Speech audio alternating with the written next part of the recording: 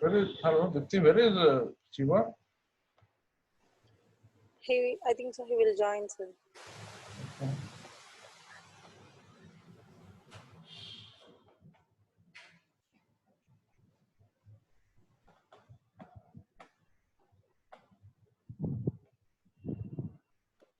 Sir, Tell me. you said you will send DDIC interview questions. Yeah, not only I will share all these questions. Okay, all Okay, sir. these questions, interview questions. Okay, around Okay, 300, sir. 400 questions are there. Everything I'll put it in the drive and I'll set the username password. Okay. Okay, sir.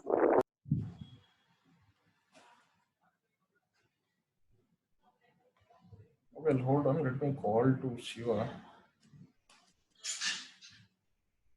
Yeah. Okay. So what is the main difference between this classical interactive and LV report? Is that here we can have a single list only. Okay. Here we can have a multiple list with the interactive features. And in the ALV, we can have all sort of functionality like features like sorting, arranging, filtering, and retrieving the data and doing summation. Okay. So let us discuss more about the classical reports right now because we will discuss these two parts later on. First, we must get acquainted with this classical report. So the classical report, what is this classical report? So classical reports are simple reports which are generated using output data in the like write statement. We do not use how to print a data from an internal table. You need to just loop it and you need to write the write statement. Yes. Yes, sir. So the Yes, sir. classical reports are just like a normal report.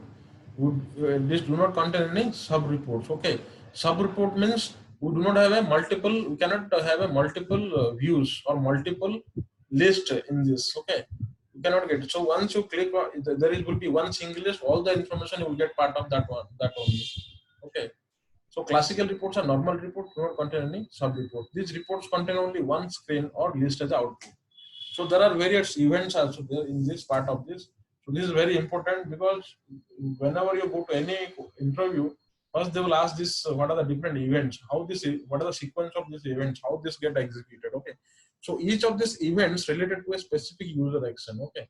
So each of these, let's say there you want to display a report heading. How can you do that? For that there is a specific event will be there. Okay.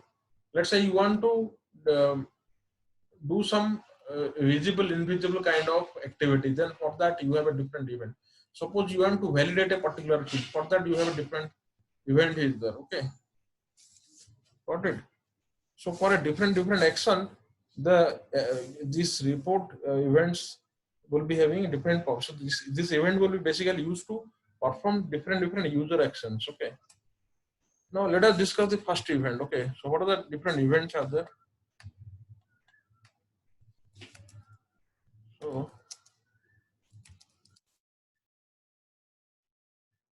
different events in classical reports are used to perform various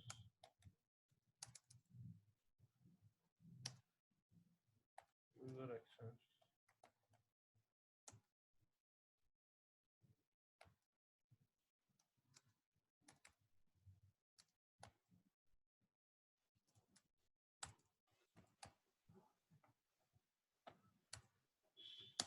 Sir, we are seeing only the PPT, sir. You can, okay. Now, Now also the same, sir. Yeah, we can see your cursor, but are you in PPT or somewhere else in the screen? hold on, I will just. Now you can Stop sharing and share again. now you can see, right? Yes, sir. Yes. Now we can see.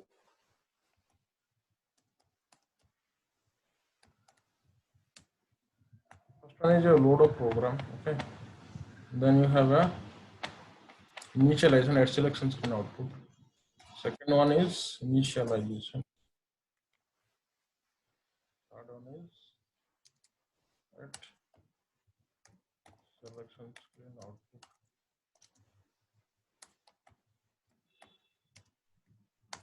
So let me discuss directly instead of writing this. Let me go to the slide and discuss one of them. So first one is a load of program. So load of program, this is the event we cannot see it. Okay, it generally execute this event generally execute in the background. Okay, so suppose you write some ABAP program. Okay, now you have written some ABAP program in the ABAP editor, and that program will be loaded to a memory, right? Otherwise, you cannot get a output. Okay, you cannot run that particular application. So who will do this loading of the program? So the load of program event will mainly responsible to load your program into a memory for the execution. Okay, so this is called the first event called load of program. Now the second event is called initialize. So this event we cannot see it. This happen in the background. Okay. Now second one is you have initialization event. What is this initialization event? So the sequence how I have written 1, 2, 3. The program events are executed. The classical report events are executed in the same way. Okay. Got it? So you need to follow this trend. You need to follow this sequence 1, 2, 3. So if any interviewer will ask how this in which sequence events are get executed, then you have to tell like this. First one will be load of program. Second initialization. Third is at selection screen output. Fourth is at selection screen on field. Then at selection screen on value request. At selection screen on help request. Then startup selection, end of selection, pop-up page, and end of page. That's it. You have to tell in a sequence. Okay. Now let us discuss the second event, that is initialization. This event is used to initialize the default value. Suppose there is a parameter. Okay. Yes. There is a parameter. If you want to initialize that value, then you have to initialize that in the initialization. Okay.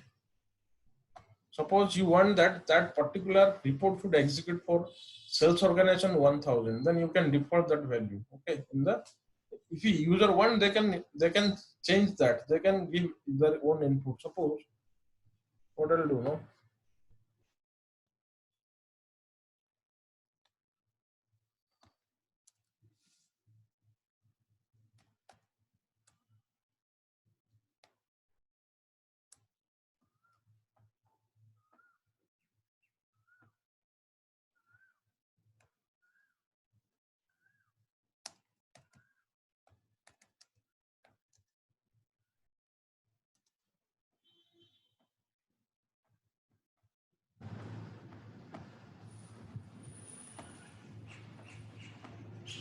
Let's say this is my parameter e underscore name type. Let's say string. Okay. So next, what I'll do, I'll write an initialization. In initialization, what I'll do, e underscore name into let's say John. Okay. So I can default these values here. I'll execute this. Can you see? By default, the John is sitting in this field. Yes. Yes, sir. So that is use of initialization event. It used to initialize a value. Okay.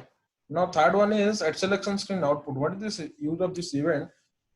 I think have you remembered the last time when we were discussing about selection screen, we talk about the modified ID, right? Modify ID. Yes. Suppose Yes, sir. selection screen, if you want to modify a particular field, right? Let's say you are based on a selection of a checkbox or this selection of a checkbox. If you want to make a visible, invisible of a particular field, then you can do through this event. Okay. That means what this event is saying, this event is used to modify the selection screen dynamically based on our user actions. Okay. That means during the runtime of a program, you can modify the selection screen in fields dynamically. Okay. So this event is basically useful for dynamically changes in the selection screen. Okay. So Yes, sir. when this event is get triggered, each and every time you click on a button or a checkbox's radio button, this event will get triggered. Okay. Got it? That means suppose there is a now what is that event it get triggered if you click on a checkbox or a selection. So this is at selection screen event. Okay, at selection screen event, so each and every time you click on a button, okay, on a checkbox, on a radio button. So this event get triggered. Okay, each and every time this event will get triggered, no, automatically it will call the at selection screen output. Okay, yes. Suppose I click 5 times on a button, how many times this event will get triggered? 5 times. 5 times, because that selection screen event get triggered each and every time. When this event get triggered, this at selection screen or output will be at selection screen output will be triggered. Okay, what's the point? Yes, sir. Now let us talk about next event. Then you have at selection screen on field. At selection screen on field. Suppose I have a field, I have an input field. This input field, I want to validate this field. I let's say this is a name field. That means name means it is always a numeric string character. It will not accept any number, right? Yes. Yes, sir. Yes, sir. If I want to validate this, or I want to validate that particular name is exists in a database or not. So I can validate in this. Suppose you are finding a material, you are doing a sales order report. If you want to validate that report, suppose you want to know that user can put any value, right, in the input field. They can put XYZ, PQR or anything, any garbage value also they can put. So how come you will know that this particular values exist in a backend or not? So you have to do a validation on that particular input field. So how you can do validation? By using this particular event, that is at selection screen on field. Okay. Now next, Yes, sir. at selection screen on a value request. What is the use of this at selection screen on a value request? Suppose there is a field here. Can you see this field do not have a F4 help? Okay. This field there do not have F4. What is F4 help? Yes, anybody? What is Search help. search help? So It will give yeah, it will give you different possible of values that user, values. Yes. yeah, possible different possible values that user is willing to enter in that particular field. Okay. So Yes, sir. here can you see this F4 help is not appearing. If you want to give such kind of facility F4 help, then you have to write that logic in a at selection screen on value request. Okay. So let's be very specific. Now after this it is at selection screen. At selection screen on. Okay. What is this for? This is for field validation. Validating a single field. Yeah, this is for field validation. Then at selection screen on value request is for search help or F4. Yes, this is for dynamic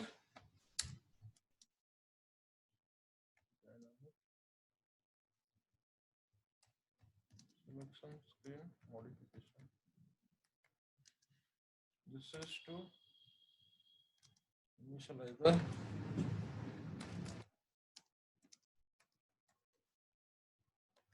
array. Yeah.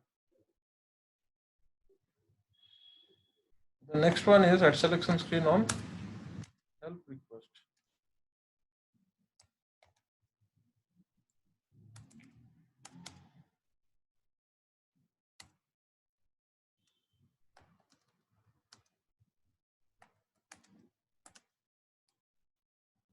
So this is for F1 help.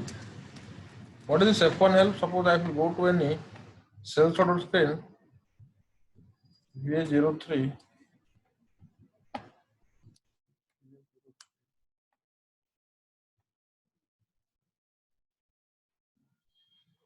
So here, if I will click on F1, no, so automatically you are getting different assistants like what is the sales order, what you need to enter. You are getting different information, right? What you need to enter, what is the sales document, how many types of, so all these details you can give it over here. So if you want to give a F4 help for a particular field, you have to write at selection screen on help request. But most of the time we do not write this. But in case if the user want that I want a description, okay, of a particular field, I want technical information of the particular field, then you can click on a F1. Okay, got it. This means that means you can write the logic inside a at selection screen on help request. Okay. So next one is startup selection. Startup. So this is called the default event of a report. Default. If you not write anything, you have to by default you have to write a startup selection. Okay. By default, you have to write a startup selection. This is the point where the execution of the report started. Okay. So in C program, where the execution of a particular program started in C program, if you have any idea, can you just tell me? Void main or hash Yeah. include. No, it's a from void main, not hash include. From void start the execution of the particular C program. Same way, in the above report, the default event is startup selection. So all the execution start from the startup selections. Okay, got it. So what is the need of this actually? This is to select. This is used to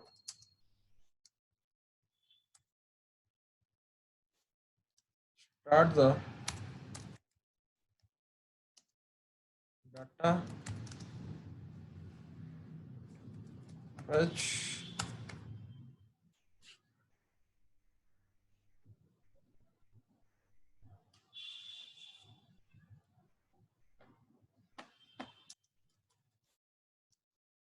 from a database. Okay.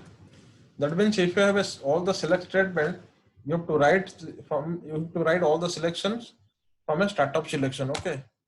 And then you have a end of selection. So this event we are not writing in our normal. This is used in LDB, it's logical database. Okay. So logical database earlier when you talk about the above HR, in the above HR they are using this end of selection. So this is used to indicate that our data selection part has been over. Okay. So here you will start all the data selection. Here you have to end all the data selection. Got it? This is LDB and above HR. Above HR means see normal HR, normal above and above HR.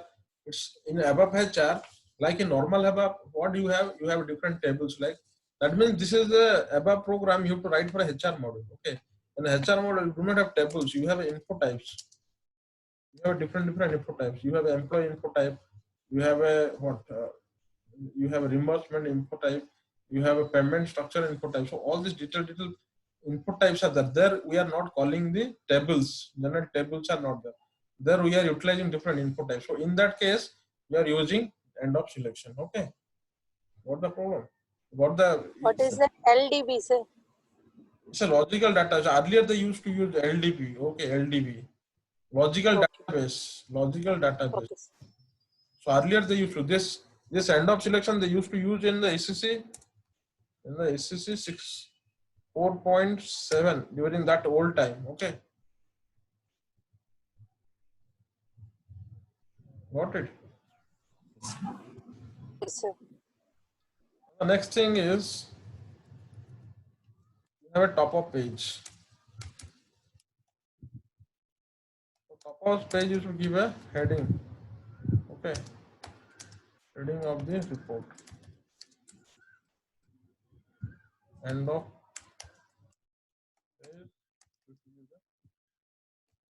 Page number.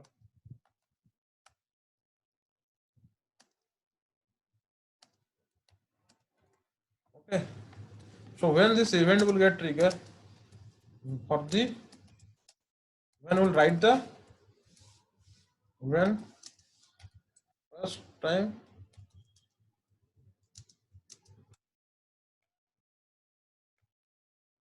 or for the first write statement in the report. Okay. whenever the first write will occur, no, whenever you write or wherever you write the write statement, from that point the top of page will get triggered. Okay, what's the point? So these are different um, the events are there. So very important. The execution sequence of same. They executed in the same order also. So whenever they ask in an interview what is the events in a classical report, you have to name all of them. Okay, and they'll ask where this when this top up page will be triggered. Okay, for the first time or first write statement in a report. Okay, so wherever you have written the write statement, whenever it encounters the first write statement, it will be top up page will get triggered. Okay, what's the point? Yes, sir. Now,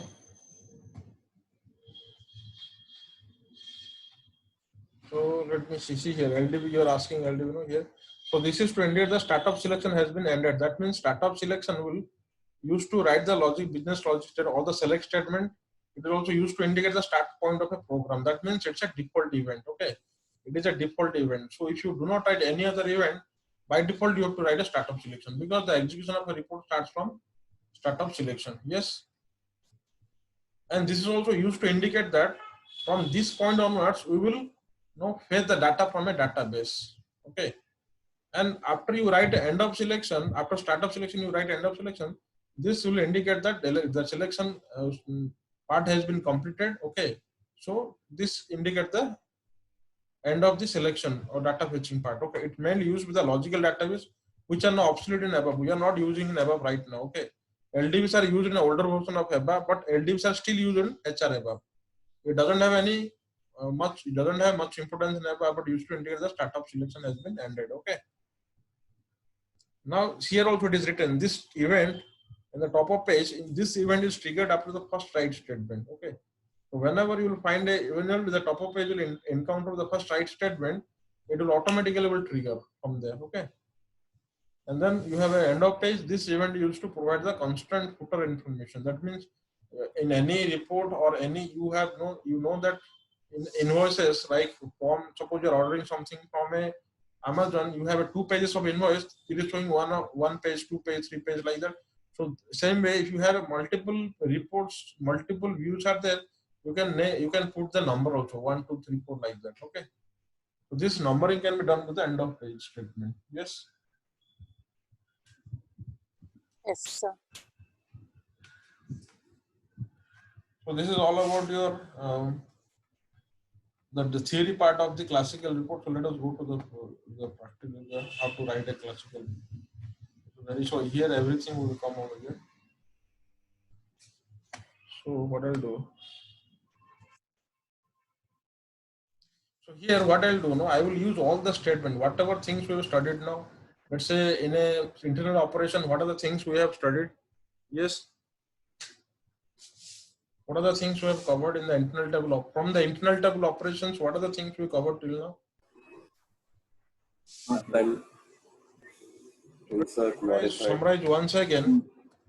Summarize once again so that you can able to have the idea. Okay. So you have studied IT, internal table operation. After the internal table operation, what you studied? Open SQL statement. Yes. Then what else? In IT operation, what are the things we studied? Open, Work area, internal table. work area, internal table, and you have append operation. What are the things you have insert? Append, insert, modify, delete.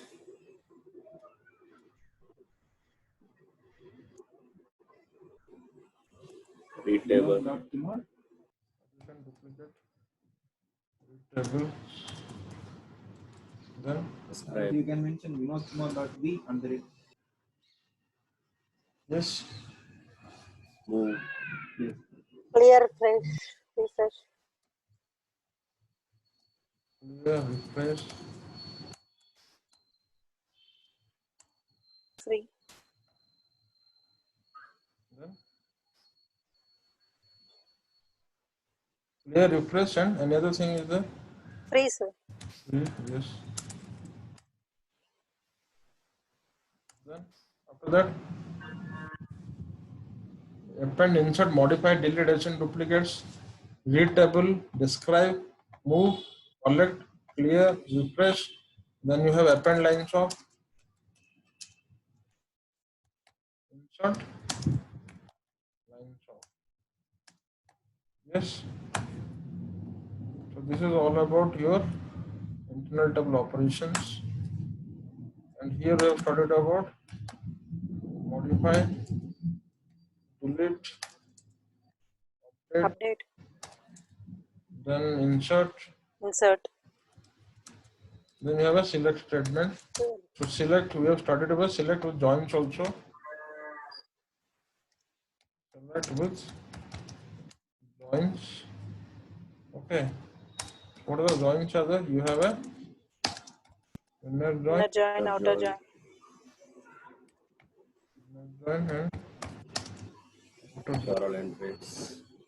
Yeah, we started For for all all system variables also we studied. the system variables. Sort.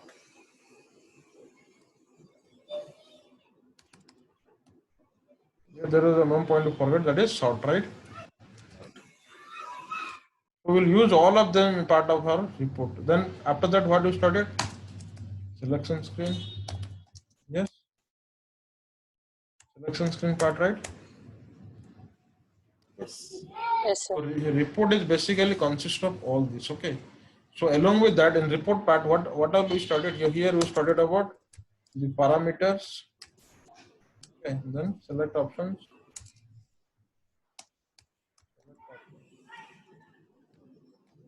Function model include subroutine. Yeah, exactly. Then here you have a selection screen command. Then after that, you have studied the modularization techniques. Modulation you have studied about include, then studied Subroutines. then subroutine. Subroutine. So all this whatever we covered not till now, everything will be used in the report. Okay. And at last we have covered the classical report events. Yes, classical report event. So here everything, whatever the events are there from here to here, everything will be useful now. Now a report consists of all this. Got it? So because of that reason, I was covering all this detail by detail to you to complete that report portion. Okay. So if you are good at the classical report, you will be good at interactive, and same way you can be good at the LV report also. Okay. What's the point? Yes, sir. So I think writing the report, I will start tomorrow. Okay. Just to go through all these basics. Okay. I will share this note to you. Okay. And I will share the videos today to go through that. Okay. Yes. Yes, sir. Yes, sir. So everything you go through that, then at a time you will write in a program so that you will be able to link all of these statements exactly where this is used, where that is used, okay, where the subroutine is used, why you will use this one. Everything you will get in that particular in a single report. You are able to link all of the statements. Okay, what's the point? So Yes, sir. in a report, what do we design? No, in report. So what is the tables? Basically, we will take the tables. We will take basically. You will take a VBAK table, okay, VBAP table, then you will tell LIPS table and VBRK, VBRP. So by combining all this report, we will design a sales report, okay, we will design a sales report. So this is basically will be a sales report.